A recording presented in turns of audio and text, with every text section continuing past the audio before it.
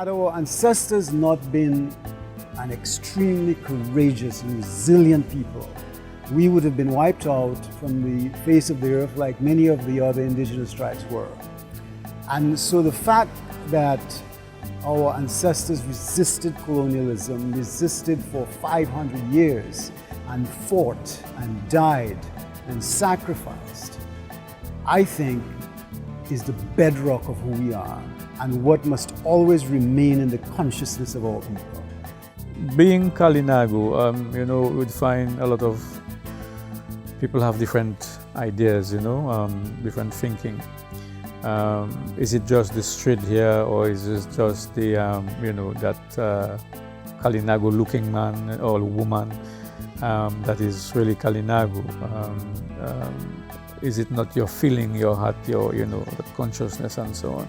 This is something that is within me and my ancestors, in my spiritual being, my being, that I feel proud who I am. I am a Kalinago. That we have come from a certain level of mistrust and poverty, and today we are emerging as a strong indigenous people in the minority in Dominica. The Kalinago is the original name of the first peoples of this part of the world. I mean, us. We were called Caribs. The only surviving Indians in the West Indies are the small group of Carib who live on a reservation in the island of Dominica. They provide us with our only opportunity to reconstruct the customs of the Indians in the time of Columbus. These remnant Carib survivors cling to a small strip of their ancestral island of Wayat-Tukabuli. Their 3,800-acre reservation is perched on the Atlantic coast. The Caribs' highway, the sea, pounds the rugged eastern shore of the reserve and washes the western beaches of Dominica.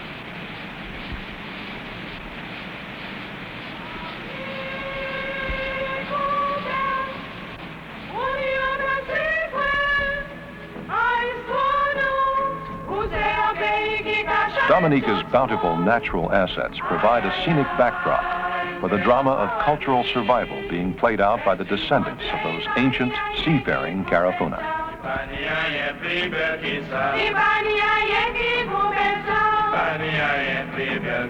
Now, if we go back in the pages of history, one will find it very, very, very interesting to note that somebody just come from where they come from, unknown to you, not being able to speak your language, not being able to understand you, and you come with a Bible and a cross and a sword, and they ask you to accept Christianity or your head would be gone.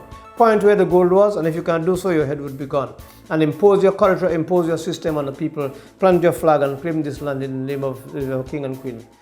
Now that people are understanding rights, more or less, rights with treaties, conventions, declarations, I think more and more the indigenous people are understanding their position stronger and stronger. If you ask people in Dominica whether they have Kalinago ancestry, a lot of them would probably say no. But I think that's out of ignorance. That's out of not really knowing and understanding the history and impact of the Kalinago people and the development of this country. The fact of the matter is that a large percentage, I think the majority of Dominicans have some Kalinago blood in them. We who are of Kalinago descent must help the rest of the country and the rest of the people understand that they are really our family. They are part of this rich and very courageous past.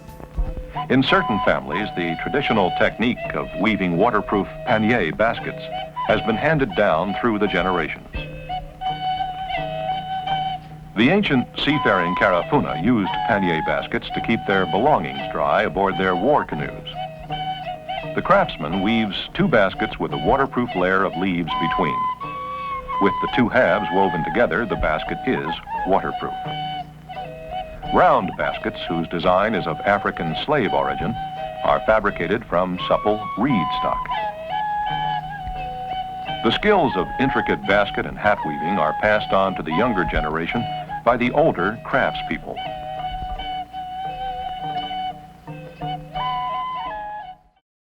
Over the past years, with Carifuna, we have done a lot of community theater group, a lot of theater that depicts the life of our people, the struggles of our people, of our ancestors. I see it was important to bring the awareness, the whole consciousness and the understanding, and to teach the children, the young generation, who we are as a Kalinago people, as a Kalinago tribe. Clearly, tourism is one of the avenues that the government has chosen for economic development. And I think the territory is very well positioned to play a significant role in the tourism market in Dominica. As a matter of fact, if you look at most of the marketing material and advertising campaigns that the government has launched, there is always the face of a Kalinago person in the marketing material. There's the Kalinago Barna Ute, which was built as a facility to attract visitors to the territory.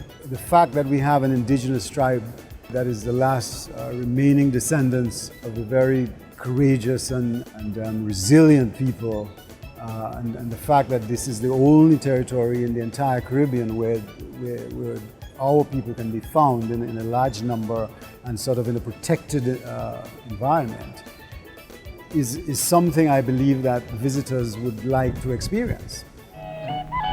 The plight of the Caribs symbolizes that of all beleaguered native peoples worldwide. These people who are struggling to maintain their ancestral lands and tribal identity share a common bond.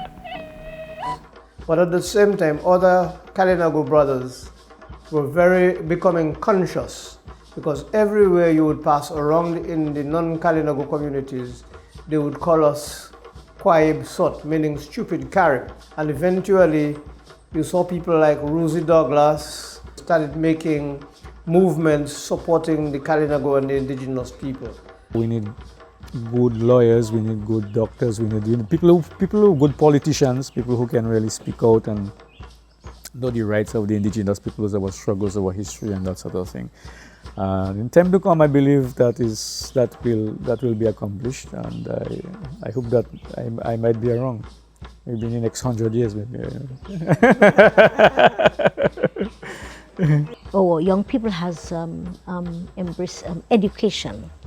So you find right now a lot of our women has done a lot of progress in education. Some of these women are agriculturists. Some of these young women are lawyers. Some of these young women are nurses. We have quite a few nurses. We also have a few young women in the police service and also in the fire service. So we are getting there. We have taken a turn into producing solar energy for the Kalinago people, one of the first on the island, and we're looking to expand that facility so that the whole territory can become solarized. So that will do some strengthening of our economic status in the Carib territory. It will give us a level of self-sufficiency. We need to get to a point where, as a community, we have businesses and we have other economic opportunities to trade, to do all of these things, and people can remain in the territory and have decent lives and have children and have families and begin to really appreciate the fact that there was a place that is set aside specifically for Kalinago people to help protect the race and to enhance the culture and tradition. The emergence of Save the Children Federation, where Comrade Crispin Gregoire was in fact the director for about 5 years in the Kalinago territory. And so there was a strong movement of what you would call at the time Caribism, being proud to be a Carib. And so that the consciousness, we started creating the consciousness of Carib people and their rights. What I would like to see is to pass on our culture and to teach and to educate our children, especially in the schools. So, we will have a brighter future. We have to begin to explain to people that just because we are here in this place and this time, and because we are protected, doesn't mean that's always going to be there. And what is going to make it last is our consciousness, it's in our hearts, in our minds. We have to carry the memory of our ancestors, and we have to honor them. And I think that's what is going to define us currently and into the future. In September of 2017, Hurricane Maria swept through the Caribbean. The eye of the storm made landfall on Dominica. The island was devastated. In addition to the destruction of the Kalinago territory's sparse roads and bridges, as well as most homes, much of the progress made in fiscal sustainability was also ravaged. It is the enduring and fierce spirit of the Kalinago that has allowed them to survive these many centuries. They face constant and extreme challenges from man and nature, threatening their very existence. The Kalinago will rise up and rebuild again, calling on their indomitable spirit, the spirit of those who live today and of the ancestors who live within them.